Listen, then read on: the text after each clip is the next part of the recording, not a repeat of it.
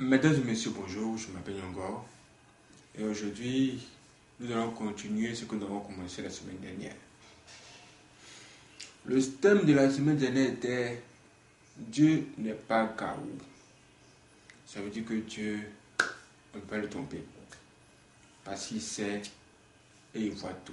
On a pris Jérémie 7, Jérémie chapitre 7, on a pris du verset 16 à 19 où on a découvert cette histoire que je vais vous la lire rapidement.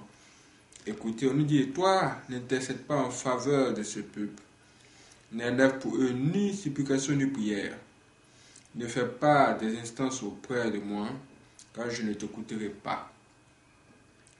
Ne vois-tu pas ce qu'ils font dans les villes de Juda et dans les rues de Jérusalem? Les enfants ramassent du bois, les pères allument le feu et les femmes pétrissent la pâte pour préparer des gâteaux à la reine du ciel et pour faire des libations à d'autres dieux afin de m'irriter.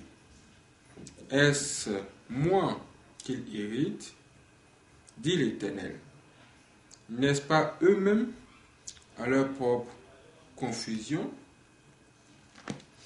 Voici ce qu'on a lu la semaine dernière, je vais vous expliquer pour dire que vraiment Dieu voit tout.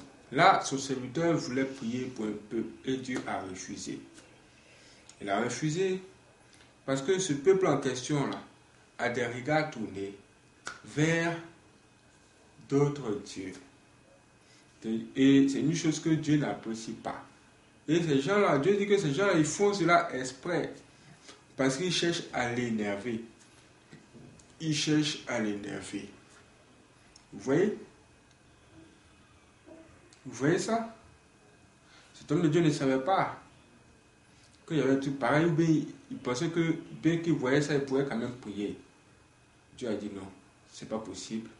Tant que ces gens n'abandonnent pas leur Dieu étranger, ils ne pourront pas bénéficier des prières parce que je ne veux pas t'exaucer. Je ne veux même pas t'exaucer, je ne sais même pas.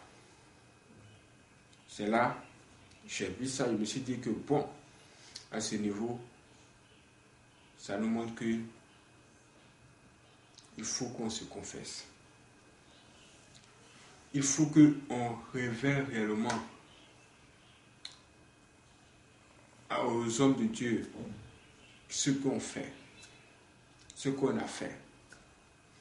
Et c'est là que j'ai choisi le thème de ce matin qui est ta délivrance commence par ta confession. Ta délivrance commence par ta confession. Il faut se confesser. Il faut se confesser parce que c'est par là que votre délivrance va commencer.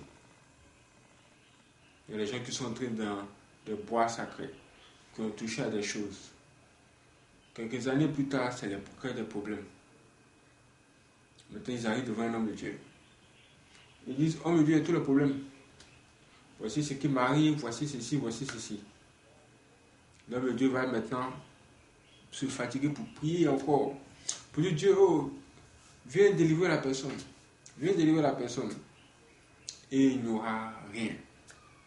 Il n'y aura rien. Si Dieu n'a pas pitié de l'homme de Dieu, et il ne lui a pas révélé que cette personne qui est en face de toi cache beaucoup de choses et ça doit sortir de sa bouche, la délivrance va pas aller quelque part. Parce que comment les gens tournent souvent en rond. C'est là que je vous dis qu'il faut se confesser.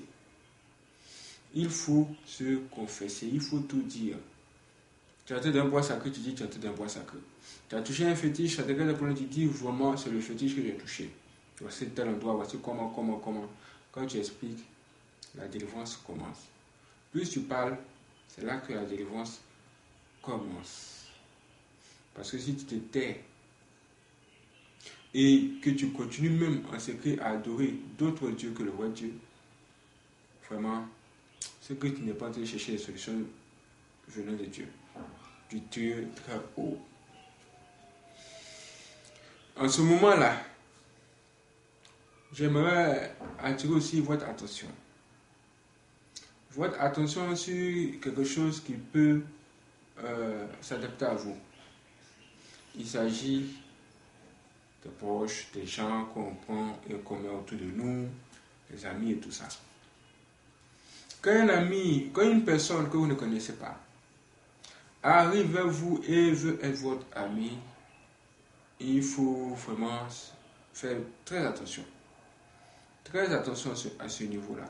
Parce que vous ne devez pas être ami avec une personne qui adore un autre Dieu. Sinon, vous serez ennemis. Je vous parle de quelque chose. Le simple fait de marcher ensemble, ça va vous créer des problèmes. C'est-à-dire qu'en ce moment, la personne qui vient vers vous doit se confesser. La personne doit vraiment se confesser. Et doit vraiment dire des choses qui vont vous permettre de comprendre qui elle est en réalité. Vous devez aller en profondeur. Cherchez à savoir quel est l'état d'âme des gens. Vous voyez, c'est comme si vous devenez genre comme un pasteur. Les gens arrivent et ils doivent savoir quel est l'état d'âme d'abord, si ce sont des ennemis ou des amis, avant d'aller plus loin dans l'amitié.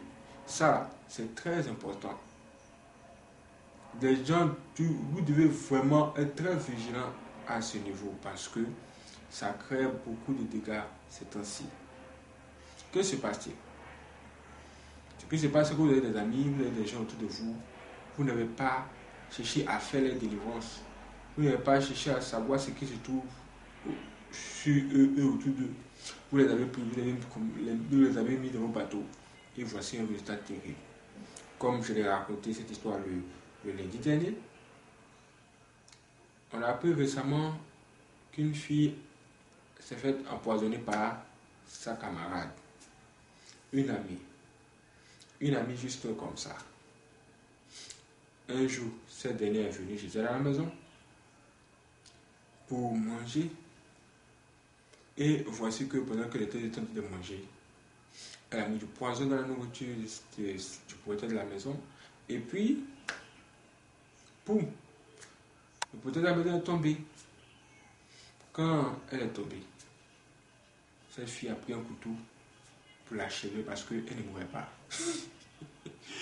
Vous voyez la cruauté qui se trouve dans l'homme. Voici la cruauté qui se trouve dans l'homme. Voici comment l'homme est méchant. Une personne qui te reçoit chez elle à la maison, tu arrives, tu manges sa nourriture, tu l'empoisonnes d'abord au passage, et puis voici le résultat. On nous dit que c'est par jalousie. Elles sont deux copines qui marchent ensemble, elles voient que l'autre reçoit beaucoup d'avantages, beaucoup de choses. La jalousie a commencé à prendre son cœur. Mais elle a refusé de se confesser auprès de sa camarade. Au lieu de la tuer, pourquoi ne s'est-elle pas confessée? Pourquoi n'a-t-elle pas révélé à sa camarade qu'elle était jalouse et qu'elle avait une jalousie qui ne faisait que s'agrandir chaque jour quand elle voyait sa camarade briller? Si elle s'était tout simplement confessée, ce serait mieux. Elle est tout du genre, tu vois que tu réussis à ta camarade. Mais il faut t'approcher d'elle. Tu lui dis, mais comment tu fais et tu réussis? Elle veut peut-être te monter le circuit. Mais toi, tu veux plutôt l'empoisonner, la faire disparaître. Là, tout le monde paie. Vous voyez ce que le diable est? Il y a des gens qui ont compris le comportement du diable pour mettre cela dans leur cœur. Ils se disent, si je tombe, tout le monde tombe avec moi. Qu'est-ce qui ne va pas? Qu'est-ce qu'il y a? Et voici de telles personnes avec de telles mentalités qui sont dehors. Ces choses sont cachées de ces gens-là. Et ils veulent être amis à vous. Et ils veulent être vos potes. Et ils veulent être parmi vos amis proches. N'acceptez plus personne. Tant que vous n'avez pas témoigné les délivrances, ces gens doivent se confesser. Ceux qui sont, d'où ils viennent, quelle est leur mission auprès de vous. Parce que ce qui se passe là, avec cette histoire d'empoisonnement, surtout au Cameroun, ça devient très dangereux. Très dangereux de marcher avec quelqu'un aujourd'hui. Connaître le nom d'une personne et ses voisins, ça ne veut rien dire. Quel est l'état d'âme de cette personne? Qu'est-ce que cette personne pense de vous? Qu'est-ce qui se trouve dans son cœur à l'instant où elle parle de vous? Toutes ces données doivent être analysées chaque jour si vous voulez vivre. Il y a des gens qui adorent les autres dieux. Vous adorez le vrai Dieu, mais quand même ils veulent devenir amis avec vous. Qu'est-ce qu'ils cherchent? La réalité, c'est que ce sont des ennemis. Des ennemis. Je pense que à ce niveau de la compétition, nous devons tous nous confesser. Puis demande à Dieu qui sont des ennemis qui sont auprès de toi, mais qui se font passer pour des amis. Comme ils refusent de se confesser et afin que le divorce commence, nous-mêmes on va le voir clair dans l'affaire là. Que Dieu nous montre tout. Vraiment, que Dieu vous bénisse et qu'il bénisse votre semaine.